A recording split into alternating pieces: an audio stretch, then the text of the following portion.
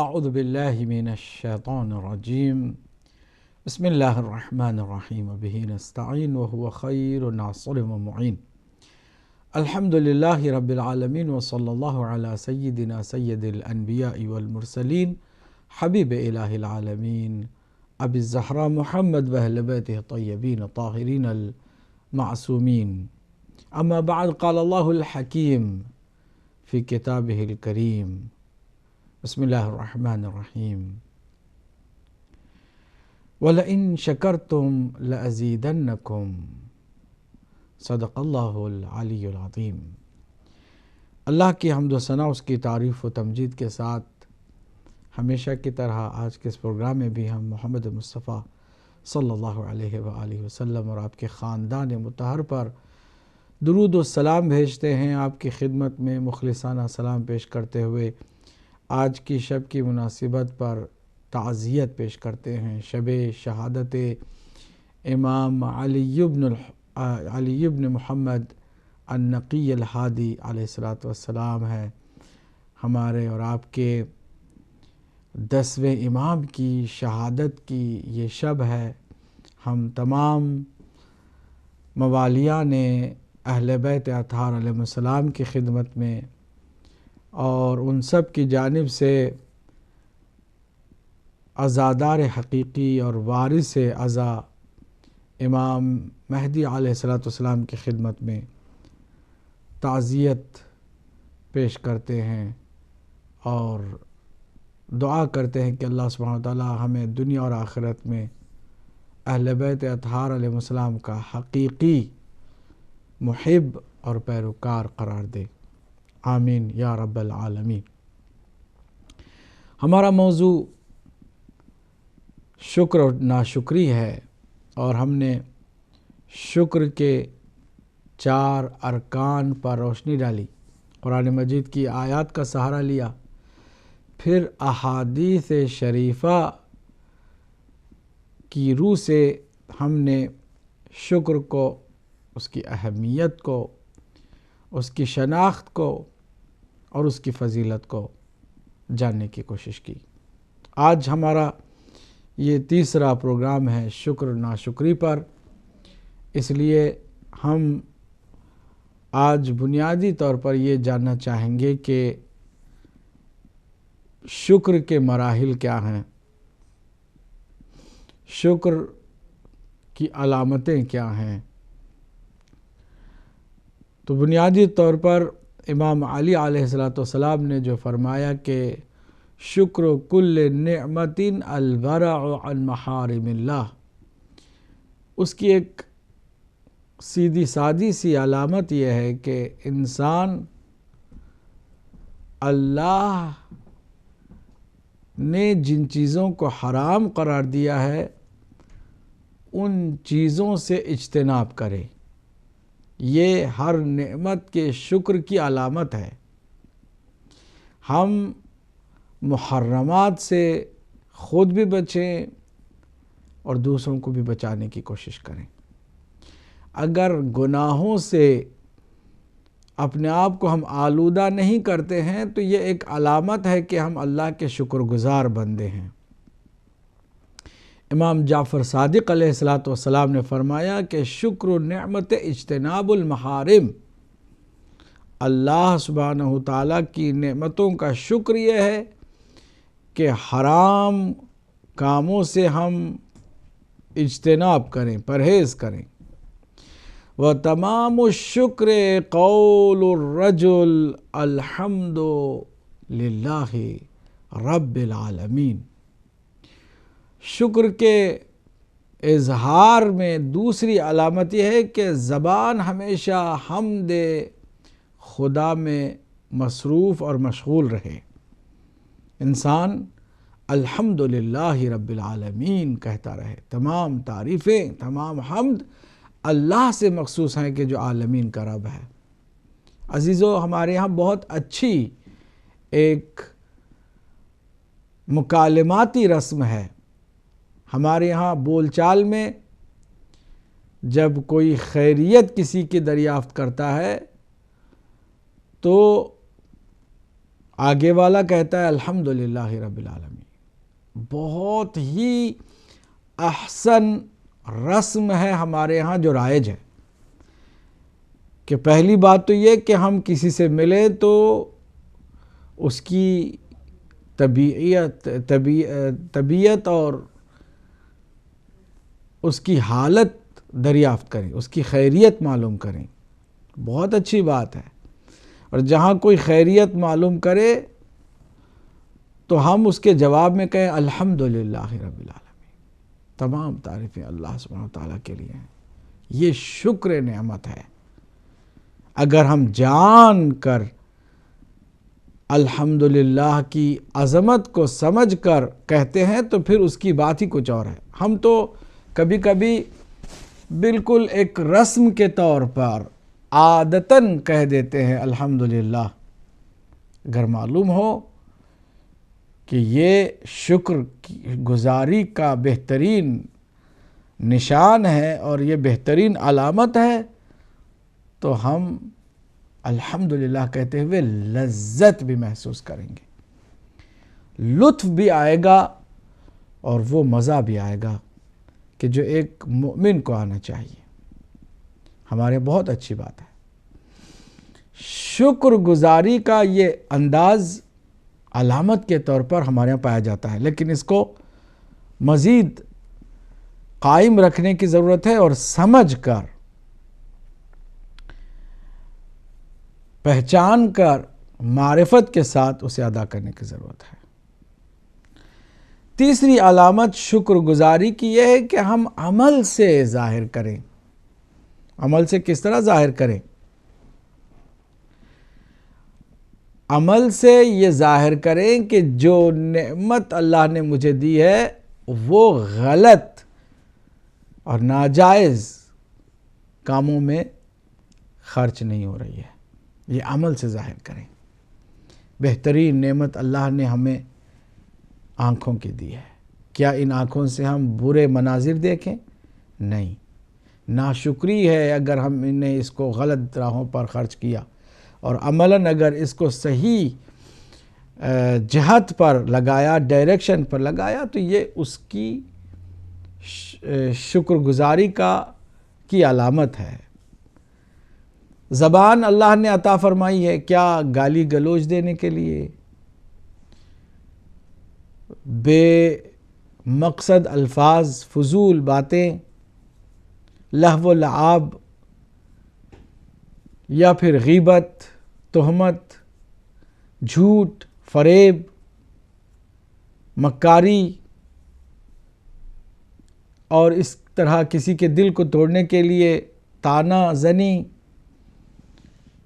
اور بے ادبی کرنے، بدتمیزی کرنے، کسی کی عزت سے کھیلنے، مذاق کسی کا اڑانے کے لیے استعمال کریں؟ نہیں، اس نعمت زبان کو صحیح راہ پر خرچ کریں، صحیح کام میں لگائیں، ذکر خدا، ذکر رسول، ذکر آل رسول، کسی مومن کے لیے بہترین مشورہ دینا، کسی مومن کے لیے نصیحت فراہم کرنا، زبان سے شیرین گفتگو کرنا، سچائی سے اس زبان کو آراستہ کرنا، غیبت سے اس زبان کو بچا کے رکھنا، خاموش رہنے کی کوشش کرنا جب تک کہ ضرورت بولنے کی نہ پڑ جائے،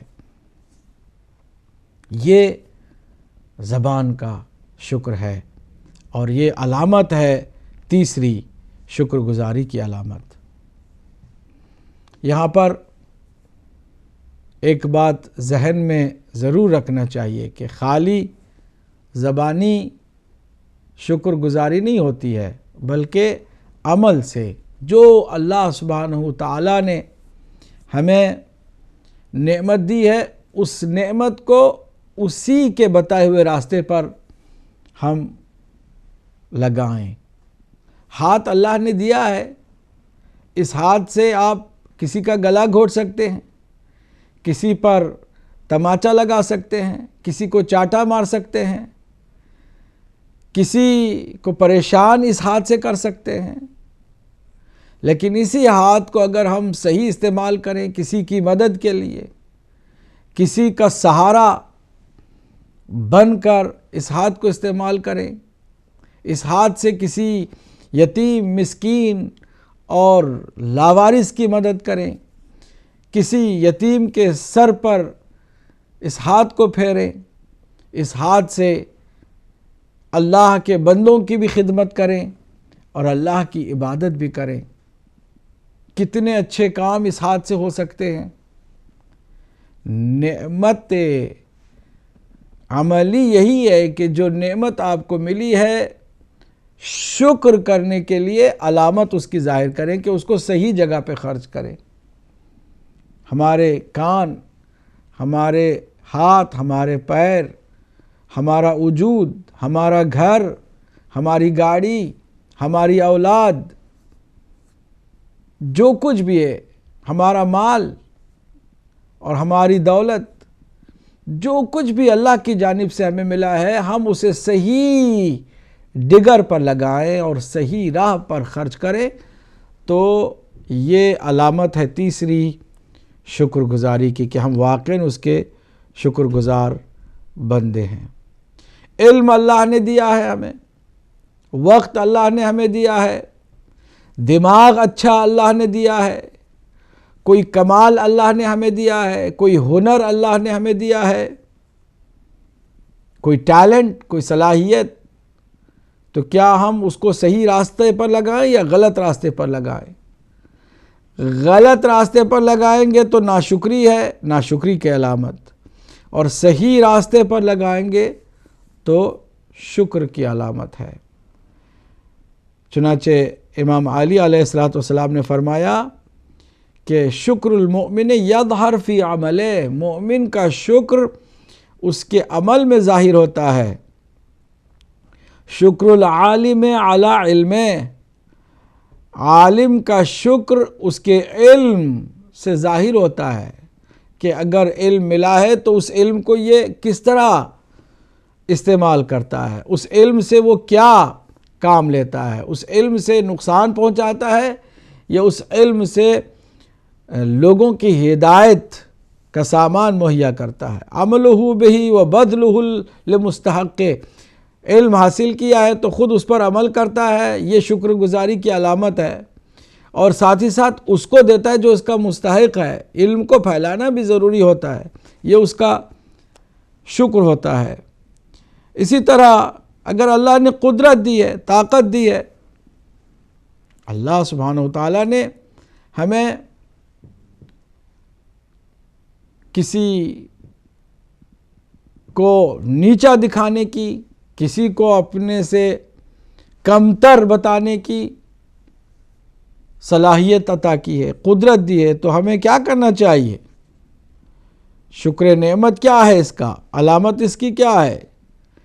فرماتے ہیں امام علی علیہ السلام کہ اذا قدرت علی عدوک فاجعل العفو عنہ شکرا للقدرت علیہ، جب تم اپنے دشمن پر غالب آ جاؤ، تمہارا اللہ سبحانہ وتعالی کی جانب سے ایسا مقام ہوا کہ دشمن تمہارا دب گیا، تمہارے تسلط میں، تمہارے قبضے میں، تمہارے قابو میں آ گیا، تو پھر تم کیا کرو کہ اس کے ساتھ زیادتی کرو اور اس کے ساتھ تم ظلم کرو؟ نہیں، اگر وہ قابو میں آ گیا ہے، اگر تم اس پر غالب آ گئے ہو، تمہاری قدرت اس پر چھا گئی ہے، تو امام فرماتے ہیں کہ فاجعل العفو عنہ، اس کو معاف کر دینے کو شکر قرار دے دو، اس قدرت کا شکر کہ جو اللہ سبحانہ تعالیٰ نے تمہیں اس پر عطا کی ہے۔ یہ جو تمہیں غلبہ اللہ نے عطا فرمایا ہے، اس کا شکر یہی ہے کہ تم اسے قابو میں آ جانے کے بعد معاف کر دو۔ یہ بزرگ لوگوں کی ادا ہوتی ہے، یہ عظیم لوگوں کی صفت ہوتی ہے کہ وہ جب غالب آتے ہیں تو بخش دیتے ہیں، نہ یہ کہ اس پر مزید ظلم کرتے ہیں۔ اب ذرا امام محمد باقر علیہ السلام کی اس حدیث پر بھی توجہ فرمائیے کہ امام نے فرمایا کہ استکثر لنفسک من اللہ قلیل الرزق تخلصا الی الشکر، اپنے کم سے کم رزق کو زیادہ سمجھو اور اس کا شکر بجا لاؤ، کیونکہ یہ بھی شکر گزاری کی علامت ہے۔ علامت شکر یہ بھی ہے کہ انسان کم پر راضی اور خوش ہو اور اللہ کا شکر بجا لائے۔ یہ نہیں کہ میرے پاس کیا ہے، دیکھو فلاں کے پاس کتنا ہے، اور فلاں کے پاس دیکھو اور کتنا ہے، دشمنوں کے پاس دیکھو، کافروں کے پاس دیکھو کتنا ہے، مال دنیا مشرکین کے پاس ہم سے زیادہ ہے۔ اس طرح کی سوچ انسان کو ہمیشہ ناشکری کے دلدل میں رکھے گی اور اسے نکلنے نہیں دے گی۔ انسان کو بجائے اس کے کہ کسی اور کے پاس کیا ہے اس سے ہمارا تقابل کرے، خود اپنے پاس جو کچھ ہے اس پر توجہ کرنی چاہیے۔ کم بھی ہو تو اسے زیادہ سمجھ کر کے شکر کرنا چاہیے، کیونکہ اللہ سبحانہ وتعالی پر ہمارا کوئی حق نہیں ہے کہ وہ ہمیں دیتا رہے، ہمارا وجود اس کی عطا ہے۔ ایک ایک نعمت جو اس نے دی ہے اس کا ہم شکر بھی بجا نہیں لا سکتے ہیں۔ ہم دوسروں کی طرف کیوں دیکھیں؟ کیا ہماری اپنی ضرورتوں کو اللہ سبحانہ وتعالیٰ نے پورا نہیں فرمایا ہے؟ کیا ہم نے ان نعمتوں کا کبھی اندازہ بھی لگایا ہے؟ شکر کرنے کی تو بہت دور کی بات ہے۔ کبھی ہم نے توجہ کی ہے کہ اللہ نے کتنی نعمتیں ہمارے اندر رکھ دی ہیں کہ ان نعمتوں میں سے اگر ایک نعمت بھی کم ہوتی تو ہمارا کیا ہوتا؟ ایک مقام پر امام نے ایک ناشکرے کو جھنجھوڑنے کے لیے فرمایا کہ کیا تم نے کبھی اپنے اندر موجود جسے تم بہت چھوٹی چھوٹی چیزیں سمجھتے ہو، ان چھوٹی چھوٹی نعمتوں کی طرف توجہ بھی کی ہے؟ شکر کرنا تو بہت دور کی بات۔ کبھی تم نے بیٹھ کر شکر کیا پروردگار میرے سر کے اوپر تو نے بال اگائے ہیں، تیرا شکر ہے کہ تو نے میری آنکھوں کے اوپر یہ جو بھویں ہیں، یہ جو ابرو ہیں، اس کو تو نے رکھا ہے کہ اگر یہ نہ ہوتی تو میری آنکھ جو چربی کے ڈھیلے ہیں سورج کی گرمی سے پگھل جاتی۔ کبھی تم نے اس پر توجہ کی ہے کہ اللہ سبحانہ وتعالیٰ نے تمہاری آنکھوں کی حفاظت کے لیے پلکوں کا بہترین انتظام فرمایا ہے کہ پروردگار تیرا شکر ہے کہ تو نے یہ پلکیں دی ہیں، اگر یہ پلکیں نہ ہوتی تو میری آنکھ کے بند ہونے اور کھلنے کا کوئی انتظام نہ ہوتا، اور کبھی مجھے نیند نہ آتی، کبھی میری آنکھ بند نہ ہوتی، کبھی میں آرام کی چین کی نیند نہ لیتا۔ کبھی ہم نے اس بات کا شکر کیا ہے؟ پروردگار تو نے میری آنکھوں میں کھارا پانی رکھا، تیرا شکر ہے کہ تو نے کھارا پانی رکھا تاکہ یہ جو چربی کے ڈھیلے ہیں وہ کبھی پگھل نہ پائیں۔ اگر یہی پانی میٹھا ہوتا تو کیا ہوتا؟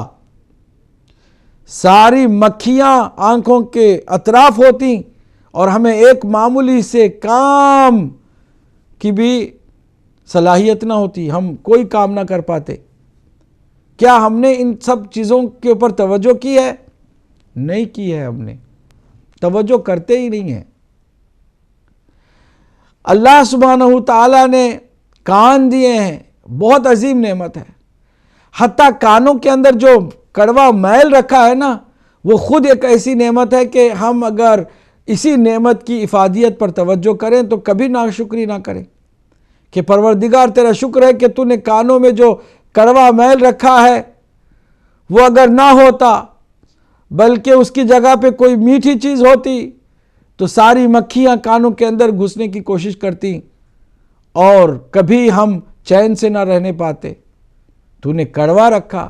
پروردگار تیرا شکر ہے کہ تو نے میرے منہ کے اندر جو پانی ہے اس کو میٹھا رکھا تاکہ اس پانی کے ذریعے سے میں ہر ذائقے کو چکھ سکوں اور پہچان سکوں کہ کڑوا کون سی چیز ہے، کھاری کون سی چیز ہے، کھٹی کون سی چیز ہے، میٹھی کون سی چیز ہے۔ اگر منہ میں جو پانی ہے وہ میٹھا نہ ہوتا تو کبھی میں کسی بھی ذائقے کا اندازہ نہ لگاتا۔ کبھی ہم نے ان چیزوں پر توجہ کی ہے؟ نہیں کی ہے، توجہ ہی نہیں کی ہے۔ شکر کرنے کی تو بہت دور کی بات ہے۔ کبھی ہم نے یہ شکر کیا کہ پروردگار تو نے ہمیں 5 انگلیاں دی ہیں کہ اگر ان 5 میں سے ایک بھی انگلی نہ ہوتی تو ہم بہت سارے کام کرنے سے رہ جاتے؟ اور پھر کبھی ہم نے یہ نہیں سوچا کہ پروردگار 6ٹھی انگلی بھی تو دے دیتا تو کچھ کام ایسے بھی تھے کہ جو 6 انگلیوں سے کیے جاتے ہیں وہ کام ہم نہیں کر پاتے؟ نہیں، کوئی کام آپ تصور میں نہیں لا سکتے ایسا کہ جو ہاتھ سے کر سکتے ہوں اور وہاں پر 6ٹھی انگلی کی بھی آپ کو ضرورت پڑ جائے۔ نہیں، کبھی ہم نے ان چیزوں پر توجہ کی ہے؟ نہیں۔ شکر کیا ہے؟ نہیں، توجہ ہی نہیں کی ہے تو بے شکر کرنے کی کیا بات ہے؟ پروردگار تو نے 5 انگلیوں کو برابر سائز کی نہیں دی، تیرا شکر ہے۔ ان کی سائز الگ الگ رکھی تاکہ ہر کام میں بیلنس پیدا ہو۔ کبھی ہم نے شکر کیا؟ نہیں۔ پروردگار تیرا شکر ہے کہ تو نے ہماری ہتھیلی میں بال نہیں اگائے، اور بال اس کی پشت پر اگائے لیکن ہتھیلی میں تو نے نہیں اگائے۔ کبھی ہم نے اس پر توجہ کی اور شکر کیا ہے؟ نہیں کیا ہے۔ پروردگار تیرا شکر ہے کہ تو نے ہمیں انگلیوں کے اوپر ناخن کی شیل چڑھائی تاکہ ہم اپنے تمام کاموں میں ہر بار یہ سوچ کر پریشان نہ ہوں کہ کوئی کانٹا، کوئی سخت چیز ہمارے جسم کے گوشت کو زخمی نہ کر دے۔ کتنی عظیم نعمت ہے یہی ناخن، جسے ہم معمولی چیز سمجھتے ہیں۔ بال اور ناخن جیسی چیزوں کو ہم کہیں اہمیت ہی نہیں دیتے۔ کبھی ہم نے شکر کیا ہے کہ پروردگار تو نے ہمارے لیے تو نے 2 ہاتھ دیے ہیں اور دونوں ہاتھوں کے اندر تو نے ایسے جوڑ رکھے ہیں کہ ہم آسانی سے اپنے ہاتھوں کو سمیٹ سکتے ہیں، فلیکسیبل اتنے ہیں کہ پھیلا سکتے ہیں اور اس کو آہستہ سمیٹ بھی سکتے ہیں۔ اگر یہ سارے کے سارے بالکل بغیر جوڑ کے ہوتے تو کیا ہوتا؟ کبھی ہم ان چیزوں پر توجہ کرتے ہیں؟ نہیں کرتے۔ وَإِن تُعَدُّوا نِعْمَةَ اللَّهِ لَا تُحْصُوهَا۔ سبحان اللہ۔ اگر تم اللہ کی نعمتوں کو گنتے چلے جاؤ تو کبھی تم اس کو گن نہیں پاؤ گے۔ جی ہاں ناظرین، علامت شکر کی یہ بھی ہے کہ انسان کم سے کم روزی پر، کم سے کم دنیا کی چیزوں پر خوش رہے، راضی رہے اور اس کا شکر بجا لائے۔ ہم نے کیا اسے دیا ہے کہ لگاتار ہم مطالبے پہ مطالبہ کرتے ہیں، بدلے میں ہم نے کیا دیا ہے اسے؟ انسان کو ایک عارف باللہ نے خوبصورت بات کہی کہ جو اللہ کی نماز بھی نہیں پڑھتے ہیں نا، انہیں جا کے بتا دو کہ اب وہ اس لائق بھی نہیں رہ گئے ہیں کہ اللہ انہیں اپنی بارگاہ میں بلائے۔ اس کی بارگاہ میں کھڑے ہونے کی بھی اللہ نے اجازت نہیں دی ہے، اس وجہ سے وہ نماز پڑھنے سے بھی قاصر اور بے بس ہیں۔ ہم نہیں توجہ کرتے کہ خود یہ جو توفیق ہے کتنی عظیم نعمت ہے جو اللہ سبحانہ تعالیٰ کی طرف سے ہمیں ملتی ہے۔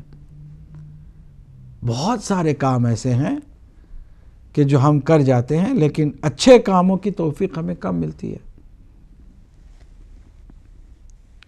اس لیے ان علامتوں پر بھی توجہ کرنے کی ضرورت ہے۔ اب آئیے شکر کے انداز کو بھی سمجھیں، اس کی حد کو بھی سمجھیں۔ توجہ کیجئے، بہت حسین، بہت خوبصورت حدیث ہے جو انشاءاللہ المستعان ہمارے اور آپ کی رہنمائی کے لیے بہترین ثابت ہو سکتی ہے۔ شکر کی اقسام ہیں۔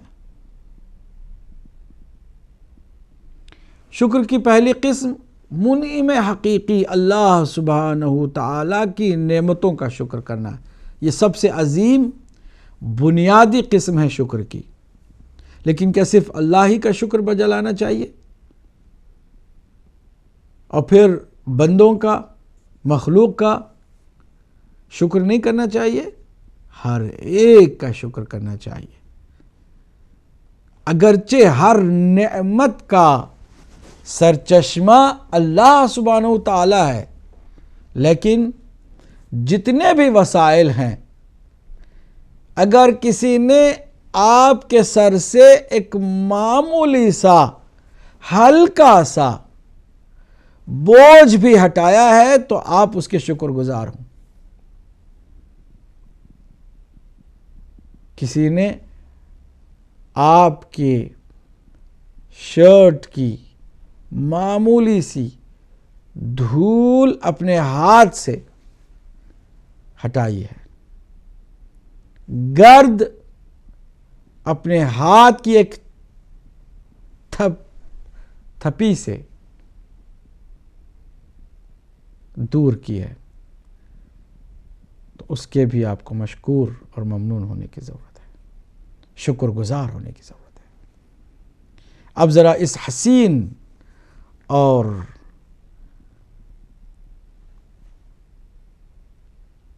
بہترین حدیث کی طرف توجہ فرمائیے کہ مولا علی علیہ السلام نے فرمایا ہے کہ شکر الہ کا بطول ثنا، اللہ کا شکر زیادہ زیادہ اس کی حمد و ثنا کرنے سے ادا ہوتا ہے، اور ہم اللہ کو دے بھی کیا سکتے؟ اللہ سبحانہ وتعالیٰ کو ہم کیا دے سکتے بدلے میں؟ لگاتار وہ نعمتوں سے ہمیں مالا مال کرتا رہتا ہے، ہر لمحہ نعمت ہی نعمت، نعمت ہی نعمت، اس کا سلسلہ جاری ہے۔ اس کے بدلے میں ہم کیا دے سکتے ہیں؟ سوائے حمد اور ثنا کے کچھ نہیں دے سکتے۔ یہ اس کے لیے صرف یہی ہے کہ ہم اس کی حمد و ثنا کریں اور اس کی معصیت نہ کریں۔ اب بندوں میں کچھ ہیں جو ہم سے مافوق ہیں، ہم سے بالاتر ہیں، ان کا ہم کیسے شکریہ ادا کریں؟ کچھ ہیں جو ہماری تقریباً برابری میں ہیں، ہمارے اپنے لیول کے ہیں، ان کا ہم کیسے شکریہ بجا لائیں؟ اور کچھ ہیں جو ہم سے نچلی پوزیشن کے ہیں، ان کے ساتھ ہم کیا کریں؟ ان کا کیسے شکریہ بجا لائیں؟ توجہ سے سنیے، بہت خوبصورت حدیث ہے، اسی حدیث کے ساتھ میں انشاءاللہ کالز کو لوں گا۔ فرماتے ہیں شکر الہ کا بطول الثنا، اللہ کا شکر یہی ہے کہ ہم اس کی حمد و ثنا کریں، ہم اسے کچھ اور دے بھی نہیں سکتے ہیں۔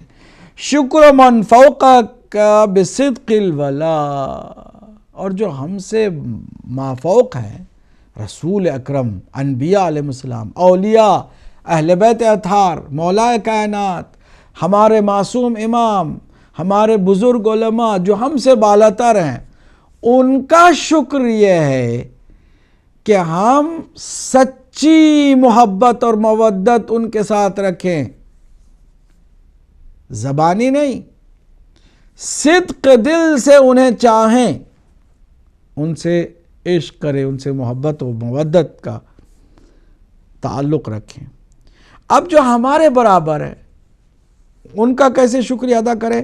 فرماتے ہیں کہ شکر و نظیر کا بحسن الاخا، اپنے جیسی پوزیشن والوں کا شکر یہ ہے کہ اس کے اچھے دوست، اچھے ساتھی، اچھے بھائی بن کر ہم دکھائیں، ہم اس کے ساتھ اچھے ساتھی ہونے کا رول ادا کریں۔ اب جو ہم سے مادون ہیں، یعنی ہم سے ظاہری طور پر کمتری کے درجے پر ہیں، ان کے ساتھ ہمیں کیا کرنا ہے؟ شکر من دونک بے سیب العطا، سبحان اللہ، کہ اپنے سے جو نیچے ہیں، آپ کے نیچے آپ کی بیوی ہے، آپ کے نیچے آپ کے بچے ہیں، آپ کے نیچے آپ کے غلام، آپ کے گھر میں کام کرنے والے، آپ کے ملازم، اور آپ سے چھوٹے بھائی، آپ کے جتنے بھی وہ جو آپ کے بہرحال تابع ہیں، ان کا شکریہ یہ ہے کہ دونوں ہاتھوں سے جتنا ہو سکے عطا کرو، بخشش کو نہ روکو۔ یہ شکریہ ہے۔ جب کوئی وہ ہمارے لیے کچھ اچھا کام کرے تو شکریہ خالی زبانی نہیں ہے، بلکہ چونکہ وہ تم سے نیچے ہیں، تمہیں چاہیے کہ دونوں ہاتھوں سے عطا کے سلسلے کو جاری رکھو تاکہ شکریہ کا حق ادا کر سکو۔ یہ ایک خوبصورت حدیث تھی، اسی کو میں فی الحال آج کی گفتگو کا حسن ختام قرار دیتا ہوں اور پہلے کار کو شامل کرتا ہوں۔ جی السلام علیکم ورحمۃ اللہ۔ وعلیکم السلام ورحمۃ اللہ وبرکاتہ۔ جناب مولانا صاحب، میں محمد کو بلندر سے بول رہا ہوں۔ جناب فرمائیے۔ جناب آپ کا پروگرام سن رہا ہوں اور آپ کا شکریہ ادا کرتا ہوں کہ جو شکر الحمدللہ جان کے کرتے ہیں بات ہی ان کی ہے، تو جو ویسے بناوٹی کرتے ہیں تو اللہ تعالیٰ ایسے شکر کرنے والوں سے پناہ دے ہم لوگوں کو۔ تو آپ کا شکریہ ادا کرتا ہوں کہ آپ نے اتنی اچھی باتیں بتائی ہیں۔ اگر کوئی انسان آپ کی ان باتوں پر عمل کر لے تو وہ اللہ کا بندہ بننے کا چانس رکھتا ہے۔ میں دعا کرتا ہوں کہ آپ کی دعاؤں سے اور آپ کی ان باتوں سے ہر انسان کو شکر الحمدللہ کرنا چاہیے، اور شکر بجا لانا یہ ہر انسان کا فرض ہے کہ اللہ تعالیٰ اس قابل ہے کہ اس کا ہر کام اور ہر چیز کے اوپر شکریہ ادا کرنا چاہیے۔ تو آپ کا شکریہ ادا کرتا ہوں کہ آپ کی اچھی باتوں سے ہم لوگوں کو بہت کچھ مل رہا ہے۔ اسی کے ساتھ جانا چاہتا ہوں اور آپ کا پھر شکر الحمدللہ دعا کرتا ہوں کہ آپ اسی طرح روشنی پھیلاتے رہیں تاکہ لوگوں کی عقل میں اضافہ ہو جائے۔ اجازت چاہتا ہوں اور آپ کا کے ساتھ سلام عرض کرتا ہوں۔ وعلیکم السلام ورحمۃ اللہ۔ بہت شکریہ محمد یعقوب صاحب، اللہ آپ کو سلامت رکھے۔ ہم بھی آپ کے شکر گزار ہیں کہ لگاتار حوصلہ افزائی کرتے رہتے ہیں، دعاؤں سے نوازتے رہتے ہیں۔ اگلے کال کو بھی شامل کرتا ہوں۔ جی السلام علیکم ورحمۃ اللہ۔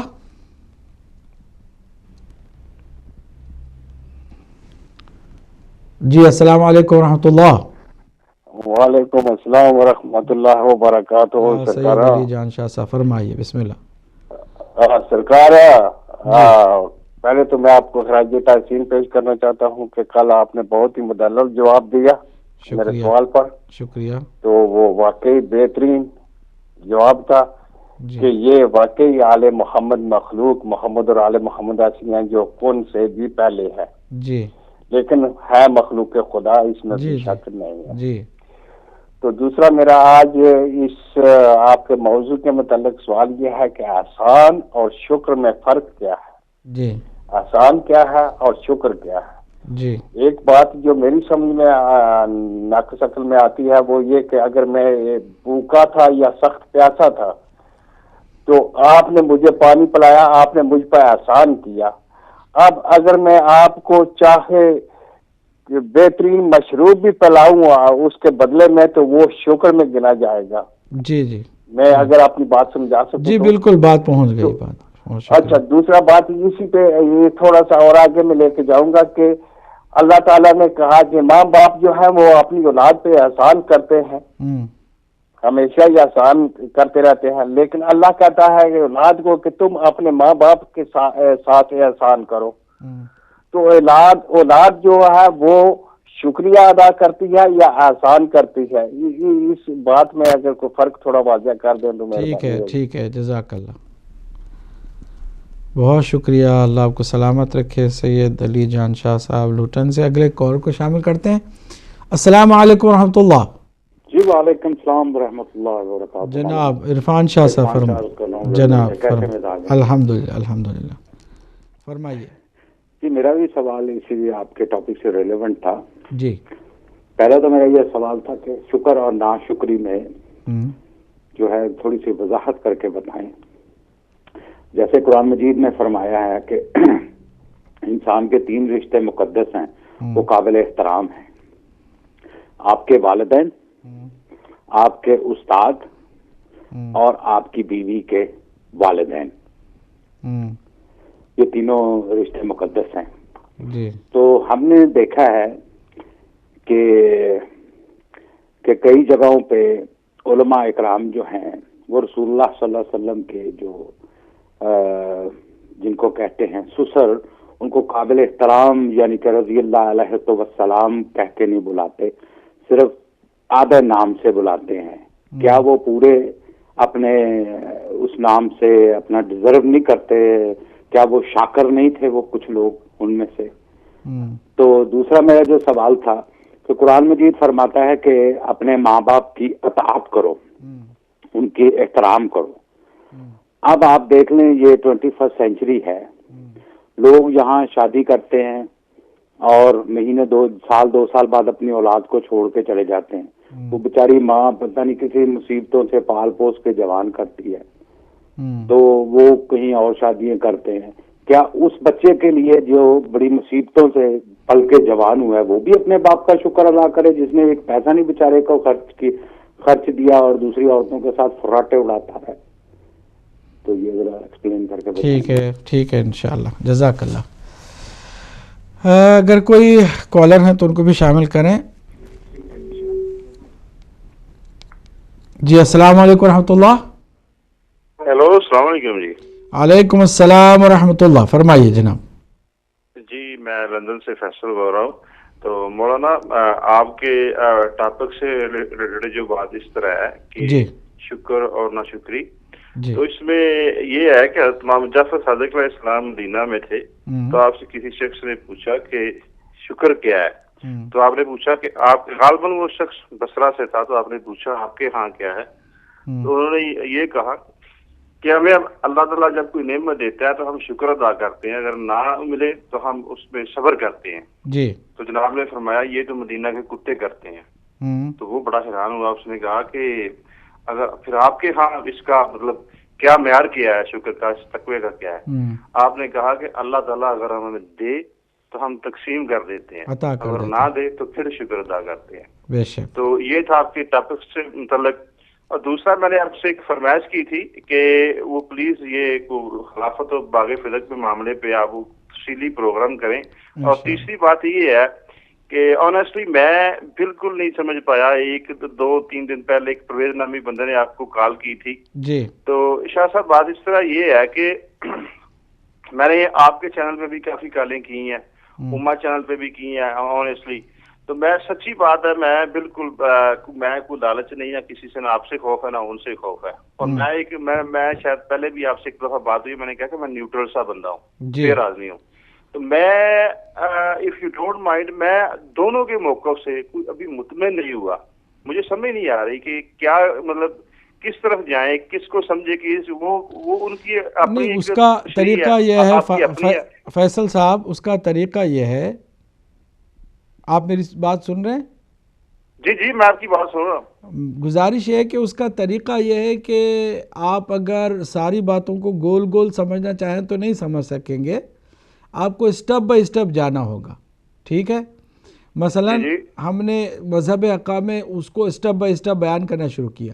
مثلا اللہ سبحانہ تعالیٰ کی توحید ہے، آیا ہم بخاری کی توحید اور جو اہل سنت کے ہاں توحید کا جو کانسیپٹ ہے وہ دیکھیں، اس کے ساتھ پھر اہل بیت اطہار نے نہج البلاغہ میں مولا علی نے اہل بیت اطہار نے جو توحید کا کانسیپٹ دیا اس کو بھی پڑھیں، اسٹڈی کریں. صاحب میں آپ کی بات مانتا ہوں، میری پلیز ایک منٹ میری بات سن. جی بات اس طرح ہے. ہیلو سن رہا ہوں، فرمائیے. جی بات اس طرح ہے کہ اہل سنت میں بھی بعض ایسی حدیثیں ہیں کہ جن سے ان کے علماء حضرات انکار کرتے ہیں، وہ کہتے ہیں ضعیف ہے. اور ایک پروگرام میں آپ نے بھی کہا تھا کہ آپ کی حدیثوں میں بھی کچھ ایسا مواد ہے. تو یہ ایک بڑی عجیب سی بات ہے کہ ایسا دونوں طرف ایسا کیوں ہے؟ یہ ضعیف حدیثیں یہ کیا لڑانے کے لیے حدیثوں میں رکھ دی گئی ہیں کہ چلو ٹھیک ہے آنے والے لوگ آپس میں بحث کرتے رہیں، ایک دوسرے میں کفر کے فتوے لگاتے رہیں اور لڑتے رہیں اور سمجھ نہ آئے؟ کیا جب کوئی بھی اہل سنت کے اہل تشیع جب اس وقت کے دور جو صحابہ کرام کے بعد میں آئے ان لوگوں نے جب یہ حدیثیں جمع کی تو انہیں یہ نہیں تھا پتا کہ یعنی کہ یہ حدیث ضعیف ہے، اس کا راوی وہ اچھا ہے وہ برا ہے وہ صحیح نہیں وہ اس کا کردار کیا ہے. تو یہ چیزیں اس وقت اس کی چھان بین کیوں نہیں کی گئی؟ بعد میں آنے والے لوگ وہ 200-300 سال بعد 400 سال بعد، آج تو سال پہلے ایک وہ واقعہ ہو جائے نا تو سال بعد اس کو جاننا چاہے تو وہ صحیح آج کے دور میں نہیں مل سکتا. صحیح بات. تو یہ کیسے ممکن ہے؟ میری تو سمجھ سے باہر ہے. اور یہ یقین کریں کہ بندے کے ایمان کو ساری چیزیں یہ ہلا دیتی ہیں. یہ آپ کی بات صحیح ہے، لیکن میں جو گزارش کرنا چاہ رہا ہوں نا، آپ فیصل صاحب سن رہے ہیں مجھے؟ جی میں آپ کو سن رہا ہوں. جی گزارش میری یہ ہے کہ یہ تو چھوٹا مسئلہ ہے نا، ضعیف روایتیں آ گئی ہیں، ادھر بھی ہیں ادھر بھی ہیں، وہ تو چلتا رہتا ہے. بنیادی طور پر آپ کو فیصلہ یہ کرنا ہے کہ حضور صلی اللہ علیہ وآلہ وسلم کے بعد آپ دین اور شریعت کو، اسلام کو کس سے لیں گے؟ دو دروازے ہیں. ایک دروازہ صحابہ کرام کا ہے جس میں سوالات ہیں اور بہت سارے اپنے اپنے ان کے نظریات ہیں، اور آپس میں خود بھی مشاجرات، جھگڑے، فتنے، فساد، قتل و غارت گری کا سلسلہ ایک لمبا چوڑا ہے جس کے بہت سارے مسائل بھی ہیں. ایک دروازہ یہ کہ آپ نے طے کر لیا کہ صحابہ کرام سے ہم نے دین لینا ہے. دوسرا راستہ یہ ہے، دوسرا دروازہ یہ ہے کہ حضور نے فرمایا میرے بعد قرآن اور اہل بیت ہیں، تیسرا کوئی نہیں ہے. تو اہل بیت اطہار اور قرآن کو اگر آپ نے مین سورس قرار دیا تو یہ بنیادی آپ نے دو الگ الگ اسکول آف تھاٹ میں ایک کو ڈیسائیڈ کیا. اب جب ایک کو آپ نے کیا نا تو پھر آپ معیار جو آپ کا ہوگا، کرائٹیریا جو ہوگا، ضعیف روایتیں آ جائیں، مختلف باتیں آ جائیں، نئے نئے فتنے آ جائیں، بہت سارے سوال آ جائیں، آپ کرائٹیریا آپ کا یہ کہ قرآن اور اہل بیت اطہار کے فرامین کو دیکھیں گے اور آپ کا راستہ بہرحال درست ہو جائے گا. ادھر سے اگر آپ نے کرائٹیریا صرف صحابہ کو رکھا ہے اور قرآن کو بھی ساتھ میں رکھا لیکن صحابہ کے انڈرسٹینڈنگ، ان کی انٹرپریٹیشن کے ساتھ، تو پھر آپ کے لیے بھی مسئلہ ہے کہ آپ پھر کیا کریں گے کہ اہل بیت اطہار کا راستہ الگ ہے اور ان کا راستہ الگ ہے. اور جہاں کہتے ہیں کہ ہم بھی اہل بیت کو مانتے ہیں، وہ ان کو بھی مانتے ہیں کہ جو اہل بیت اطہار کے اوپر ظلم کرتے رہے، تو وہاں کنفیوژن آپ کی بہت زیادہ روز بروز پیچیدہ ہوتی چلی جاتی ہے. آج صاحب میں سوری آپ کی بات کاٹ رہا ہوں. جی وہ آپ کی بات بالکل بجائے ہے، ایسی بات نہیں ہے. جو اہل بیت کے جو دشمن ہے وہ نمایاں ہے. میں معاویہ پارٹی کو نہیں مانتا. جی وہ جو بالکل جو چیزیں کلیئر، جو اہل سنت حدیثوں میں بھی کلیئر ہے، وہ بالکل کلیئر ہے. جی اور یہ آپ کی بات سے میں بالکل ایگری کرتا ہوں. جی آف کورس وہ آپ کی بات صحیح ہے کہ ہمیں وہ جو رہنمائی دینی چاہیے وہ آل رسول اور اہل بیت سے ہی لینی چاہیے. جی لیکن مسئلہ یہ ہے کہ آج کل جو چیز جو ڈسکشن ہو رہی ہے وہ یہ ہو رہی ہے کہ آج جو لوگ اہل بیت کو مطلب وہ فالو کر رہے ہیں وہ ان کو صحیح طریقے سے فالو نہیں کر رہے. اچھا وہ ہمیں بتائے نا، ہمیں کریکٹ کریں. ہم اسی لیے ہیں یہاں کہ ہم اہل بیت اطہار کو صحیح فالو کریں. ٹھیک ہے، آپ بھی چاہتے ہیں، میں بھی چاہتا ہوں، اور ہم صدق کے دل سے چاہتے ہیں کہ ہمیں کوئی بتائے کہ دیکھو بھائی اہل بیت اطہار کا صحیح طریقہ یہ ہے اور آپ یہ کریں، یہ غلط کریں. کوئی ایک ہمارے کسی کام کو لا کر کے ثابت کرے، آج ہم اس کو ٹھیک کر لیں گے. اس میں کیا خرابی کیا ہے؟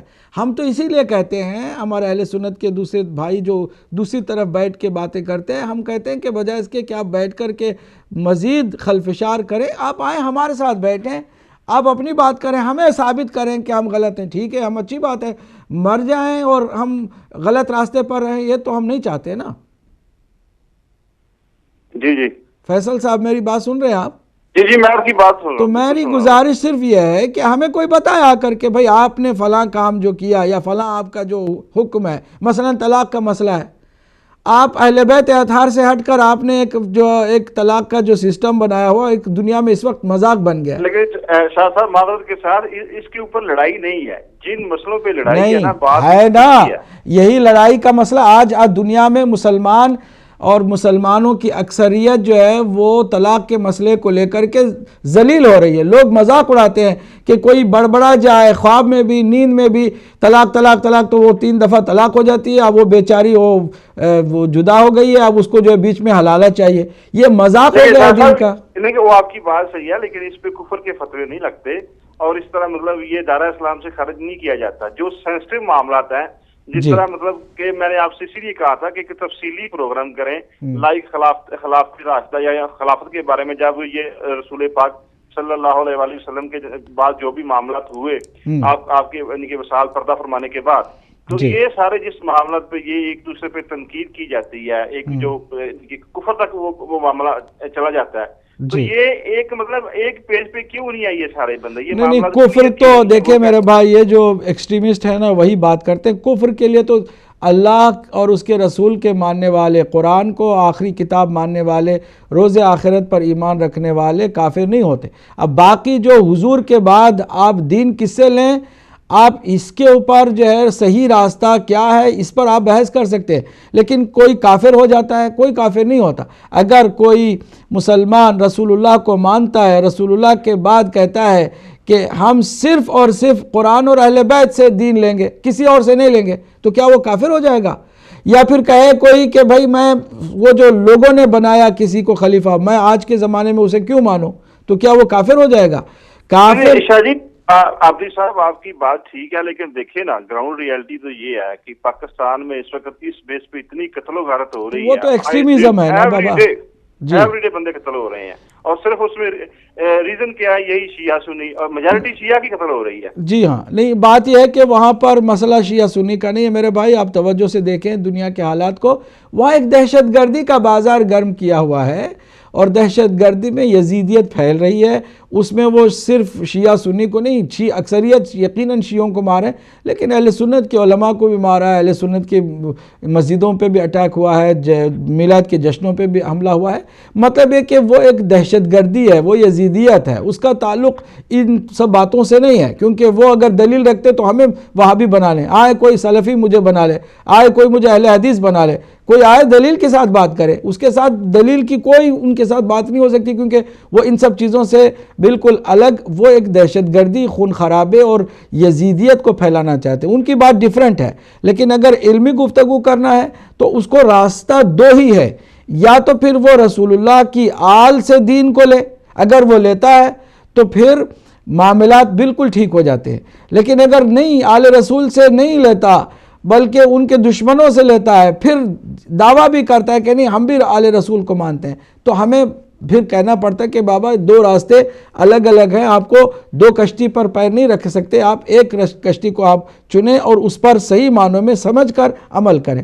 بہرحال میرے بھائی، آپ نے جو گزارش فرمائی کہ خلافت اور باغ فدق پر مفصل پروگرام کریں، البتہ ہم نے پچھلی بار کیا تھا، مزید ہم اس پر توجہ کریں گے، انشاءاللہ اس پر بات ہوگی. بہت شکریہ فیصل صاحب، اللہ آپ کو جزائے خیر دے. بہرحال آپ اس کوشش میں ہیں کہ حق کو سمجھیں اور جانیں کیا ریالٹیز ہیں، تو یہ خود آپ کی سوچ اللہ کی جانب سے اچھی توفیق ہے، اور انشاءاللہ ہم اگلے کال کو بھی شامل کرتے ہیں. السلام علیکم ورحمۃ اللہ.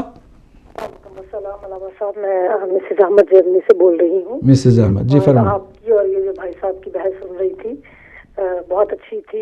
یہ چیزیں بتاتی ہیں کہ لوگ جو ہیں وہ مذہب حقہ کی طرف آنا چاہتے ہیں، اور وہ چاہتے ہیں کہ وہ اہل بیت پر ان کو زیادہ سے زیادہ انفارمیشن ملے تاکہ وہ حق کو اپنا لیں. اور ایک چھوٹا سا بس سوال کرنا ہے کہ جب نماز شب جو ہم پڑھتے ہیں اور جو آخری وتر جو ایک رکعت کا پڑھتے ہیں، آپ پلیز تھوڑا سا اس کو ڈیفائن کریں کہ اس میں کو دعائے قنوت جب پڑھتے ہیں کوئی مخصوص دعا ہے جو لکھی ہوئی ہے پڑھتے ہیں، کہ جیسے ہم عام دعائے قنوت نماز میں پڑھتے ہیں وہی پڑھ سکتے ہیں؟ ٹھیک ہے، اگلے کال کو بھی شامل کرتے ہیں. السلام علیکم ورحمۃ اللہ. وعلیکم السلام ورحمۃ اللہ وبرکاتہ. جناب ماشاء اللہ، بسم اللہ سید علی جان. سرکار بات بہت پیاری بات بھائی فیصل نے بھی کی ہے، اور ان کے سوالات بھی بہت حسین تھے اور جواب بھی آپ کے بہت حسین تھے. شکریہ. بات اتنی سی ہے کہ قرآن پاک میں سورہ حجرات میں غالباً آتا ہے کہ آپ نبی کی آواز سے اپنی آواز بلند نہ کریں. جی. اگر ایسا کرو کہ تمہیں پتہ بھی نہیں چلے گا، تمہارے اعمال حبط ہو جائیں گے. جی جی. تو بات یہ ہے کہ آپ تاریخ میں دیکھیں کہ وہ کون لوگ تھے جو نبی کی آواز سے اپنی آواز کو اونچی کرتے تھے، ان سے دور ہو جائیں تو آپ خود بخود اہل بیت کی طرف آ جائیں گے. تو میرا سوال آپ سے یہ ہے کہ پہلے میرے بھائی نے ایک سوال کیا تھا کہ باپ جو اپنی اولاد کو چھوڑ کر چلے جاتے ہیں، تو یہ ساری خامیاں اگر ایک باپ میں ہیں تو کیا ایک احسان جو باپ کرتا ہے اپنی اولاد پہ کہ وہ جب نکاح کے لیے بیٹھتا ہے تو ولدیت کا نام جب آتا ہے تو وہ والد اس کو اپنا نام الاؤڈ کرتا ہے کہ ولدیت لکھ لے کہ میں اس کا والد ہوں، وہ اس کی ماں کی عزت بھی بچاتا ہے اور اس بیٹے کی بھی عزت بچاتا ہے، تو کیا یہ باپ کا ایک احسان جو ہے یہ کوئی کم ہے؟ اس کی خامیاں جو ہیں وہ ایک طرف اور ایک طرف یہ احسان، اس میں کیا فرق ہم رکھ سکتے ہیں؟ جی جی، بہت عمدہ آپ نے جواب دیا، بہت اللہ آپ کو جزائے خیر دے۔ ہمارے پاس ٹائم نہیں ہے، معذرت کے ساتھ معذرت کے ساتھ ہم کالز نہیں لے سکیں گے، جو ٹائم رہ گیا، بلکہ ٹائم بالکل ہی نہیں رہا ہے۔ ہم کوشش کرتے ہیں جلدی آپ کے ان چند سوالوں کے جواب دے دیں۔ سید علی جان شاہ صاحب نے ہی جو سوال کیا کہ احسان اور شکر میں فرق کیا ہے، احسان پہل کرنے کو کہتے ہیں، شکر اس کے بعد ریاکشن جو ہے وہ اچھا ریاکشن، اچھی نیکی کا ریاکشن، وہ شکر ہے۔ تو ہمیشہ احسان کرنے والے افضل ہوتے ہیں، شکر کرنے والے مفضول ہوتے ہیں۔ البتہ جو لفظ احسان عربی میں ہے اور وہ جو بالوالدین احسانا قرآن مجید میں لفظ احسان آیا ہے، وہ احسان نہیں ہے جو ہم اردو میں استعمال کرتے ہیں۔ اردو میں احسان کا معنی یہ ہے کہ ہم کسی کے اوپر ایک نیکی کا بوجھ رکھیں اور اس کو احسان مند بنا دیں اور وہ مجبور ہو جائے کہ آپ کے احسان کے تلے دبے۔ لیکن عربی میں اس طرح کے احسان کو جو ہم اردو میں کہتے ہیں اس کو منت کرنا کہتے ہیں، جیسے لقد من اللہ نے آپ پر ہم پر احسان کیا ہے، وہ احسان کا معنی اس طرح ہے۔ لیکن جو وبالوالدین احسانہ میں ہے وہ نیکی کے معنی میں ہے، نیکی، والدین کے ساتھ نیکی کرنا، اسے احسان کہتے ہیں۔ اگر انسان والدین کے ساتھ نیکی کرتا ہے تو اس کی نیکی شکریہ کے طور پر ہے، شکرانے کے طور پر ہے، اس کی نیکی میں بھی پہل اس نے نہیں کی ہے۔ یعنی والدین سے پہلے کوئی اولاد نیکی ان کے ساتھ کر ہی نہیں سکتی، کیونکہ والدین ہے کے بغیر وہ اس کا وجود ہی نہیں ہے، تو وہ تو بعد میں آتے ہیں۔ آ کر کے جو والدین نے ان کے ساتھ احسانات کیے ہیں ان کے بدلے میں کچھ نیکیاں کرتے ہیں شکریہ کے طور پر۔ لہٰذا احسان میں جو ہے وہ معنی کو تھوڑا سا آپ کو مجھے سمجھنا چاہیے کہ لفظ احسان جو عربی میں ہے وہ الگ ہے اور اردو میں جو ہے وہ الگ ہے۔ عرفان شاہ صاحب نے لندن سے جو ایک بات بتائی جو کہ عجیب و غریب تھی میرے لیے، کہ قرآن میں ایسے 3 رشتوں کو مقدس قرار دیا ہے۔ قرآن میں کبھی کہیں 3 رشتوں کو لکھ کر کے کہ یہ ماں باپ ہیں اور پھر بیوی کے ماں باپ ہیں اور جو ہے وہ استاد ہیں، اس طرح کی کوئی ترتیب کے ساتھ بات قرآن مجید میں نہیں آئی ہے۔ لوگوں میں یہ بات مشہور ہے، لیکن اس کے علاوہ بھی بہت سارے رشتے ایسے ہیں کہ جو مقدس ہیں، بھائی کا رشتہ، ماں بہن کا رشتہ اور خونی رشتے، یہ سارے جو ہے مقدس ہیں۔ ان رشتوں سے ہٹ کر آپ نے جو سوال کیا کہ پھر جو رسول اللہ کے جو سسر ہیں ان کا بعض لوگ احترام نہیں کرتے، دیکھیے کسی کو بھی کسی کے ذاتی رشتے کی بنیاد پر عزت اور احترام نہ دینا چاہیے، نہ کوئی ایسا حکم ہے کہ ہم دیں۔ کردار اور ان کے اعمال کی بدولت، ان کے اوصاف اور ان کے فضائل کے پیش نظر کوئی بھی انسان محترم ہوتا ہے، عزت کے قابل ہوتا ہے، اور کوئی عزت کے قابل نہیں ہوتا۔ اگر ہم یہ دیکھیں کہ رشتے صرف عزت اور احترام کے لیے ہیں تو پھر ہماری سوچ ادھوری ہے، ہماری سوچ میں کھوٹ ہے، کہیں ہم مکمل بات سمجھ نہیں پائے ہیں اور ہماری بات میں کوئی نہ کوئی نقص ہے۔ حقیقت حال یہ کہ رشتوں کی صرف اور صرف محض رشتوں کی بنیاد پر کوئی محترم نہیں ہوتا ہے، بلکہ کردار اور ان کے احترام کی وجہ سے ہوتا ہے۔ ماں باپ میں سے ایک نے جو آپ نے بتایا، پھر وہ شاہ صاحب نے آ کے آپ کا جواب دے دیا، میں سمجھتا ہوں وہ کافی ہے۔ آگے ہم چلتے ہیں۔ اگر کوئی ماں باپ کی اطاعت نہیں کرتا یا ماں کی اطاعت نہیں کرتا اور وہ خود اپنی زندگی کر رہا ہے تو اس کا کیا ہے؟ تو ظاہر سی بات ہے، جو ماں باپ کو ناراض ہی کر دے خالی، تو چاہے وہ کچھ بھی کر لے اللہ سبحانہ وتعالیٰ اسے راضی نہیں ہوگا۔ یہ ایک مسلم حقیقت ہے۔ اگر کوئی انسان چاہے کتنا ہی بڑا آدمی بن جائے، پرہیزگار، متقی، ملا، مفتی بن جائے، محدث بن جائے، اور اگر اس کے ماں باپ، سگے ماں باپ اس سے ناراض ہوں تو وہ کہیں بھی کسی بھی اعتبار سے قابل قبول اور قابل عزت نہیں رہ جاتا ہے۔ فیصل صاحب نے جو خوبصورت بات بتائی ہے امام جعفر صادق علیہ السلام سے، یقیناً بالکل صحیح ہے کہ آپ نے فرمایا اذا وجدنا عطانا، جب ہم پاتے ہیں تو عطا کرتے ہیں، ہم اپنے لیے نہیں رکھتے ہیں۔ وَإِذَا فَقَدْنَا، جب ہمیں کچھ نہیں ملتا ہے تو صبرنا، اللہ کا شکر کرتے ہیں اس پر بھی کہ اللہ سبحانہ تعالیٰ نے جو ہم سے امتحان لینا تھا نہیں لیا، تو پھر ہم اس کے شکر گزار ہیں کہ ذمہ داری ہم پر نہیں آئی۔ خلافت و باغ فدق پر انشاءاللہ کسی وقت تفصیل سے گفتگو کریں گے۔ ضعیف حدیثوں کے بارے میں کہ یہ آخر یہ کیوں ہیں، کیا لڑانے کے لیے ہیں، آپ کی خدمت میں بتا دوں۔ حدیث سازی کا سلسلہ معاویہ ابن ابو سفیان سے شروع ہوا اور بیت المال کے دہانے کھول دیے گئے، لالچی لوگوں کو بٹھا کر کے جعلی حدیثیں بنانے کا سلسلہ شروع کیا، یہاں تک کہ بخاری کی ابتدا میں آپ امام بخاری کی تحریر پڑھیں گے تو حیران رہ جائیں گے کہ جب انہوں نے چاہا کہ صحیح حدیثوں کو ان حدیثوں سے نکالیں تو لاکھوں جعلی حدیثوں کا انہیں سامنا کرنا پڑا۔ دیکھا لاکھوں حدیثیں، ان حدیثوں کو کیا کریں کہ جو لاکھوں کی تعداد میں بنا کر کے مسلمانوں کے اندر رائج کر دی گئی تھی، صرف اور صرف اہل بیت اطہار سے لوگوں کو دور کرنے کی خاطر بنو امیہ نے یہ چال چلی تھی، اور حدیثیں بے حساب مختلف جھوٹے مکار لوگوں کی شان میں، فضیلت میں اور من گھڑت فضیلتیں بنا بنا کے کہ فلاں کی حیا اتنی تھی نعوذ باللہ، فلاں کی شجاعت اتنی تھی جو میدان میں کسی جگہ پہ ٹھہرے نہیں، کسی ایک بھی میدان میں جنگ کر کے کسی ایک کافر کو مارا نہیں، لیکن شجاع ترین انسانوں کو بتایا گیا، اور فضائل میں نہ جانے کیا کیا جو ہے نا واہیات قسم کی باتیں لکھ دی گئیں، اور اہل بیت اطہار کی فضیلت کو گھٹانے کی کوشش کی گئی۔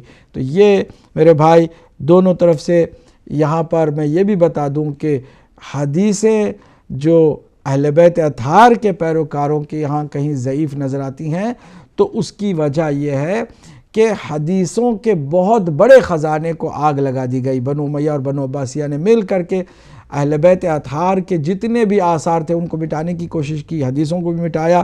اب جو کچھ بھی رہ گیا تھا انہوں نے جو جمع کیا اس میں یقیناً کچھ ضعیف حدیثیں بھی شامل ہو گئیں۔ اسی لیے ہم نے کبھی بھی یہ دعویٰ نہیں کیا کہ فلاں حدیث کی کتاب 100% صحیح ہے، جبکہ اہل سنت نے کہا کہ 6 ہماری کتابیں جو 100% صحیح ہیں، اور یہیں پر ان کی پرابلم شروع ہو جاتی ہے کہ جو 100% صحیح ہیں ان کا یہ حشر ہے تو باقی کا کیا ہوگا۔ مسز احمد نے بہرحال نماز شب کے بارے میں پوچھا۔ نماز وطر 1 رکعت نماز ہے، اس میں قنوت کے لیے کوئی مخصوص دعا نہیں ہے، اگرچہ بہت ساری دعائیں مفاتیح الجنان میں ہیں قنوت کے لیے، لیکن آپ کو نماز شب میں تنہائی کے اندر اپنی زبان میں اپنے پروردگار سے راز و نیاز کرنا ہے، اپنی حاجتوں کو اپنے انداز میں اپنے اس لب و لہجے سے مانگنا ہے، لہٰذا یہاں پر کسی خاص دعا کے اس میں نہ رہیے، بلکہ کوشش کیجئے کہ جو بھی آپ اللہ کی بارگاہ میں راز و نیاز کرنا چاہیں اپنی زبان میں وہ کریں، وہی بہترین دعائے قنوت ہوگی نماز کے لیے۔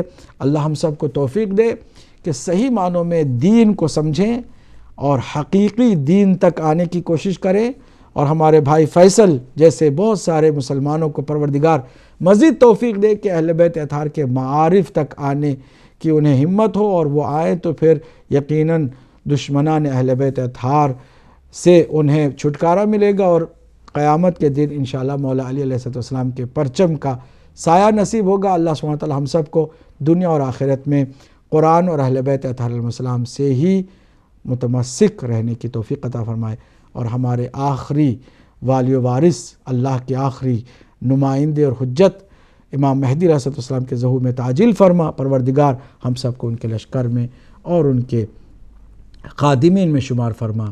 وآخر دعوانا ان الحمدللہ رب العالمین، والسلام علیکم ورحمۃ اللہ وبرکاتہ۔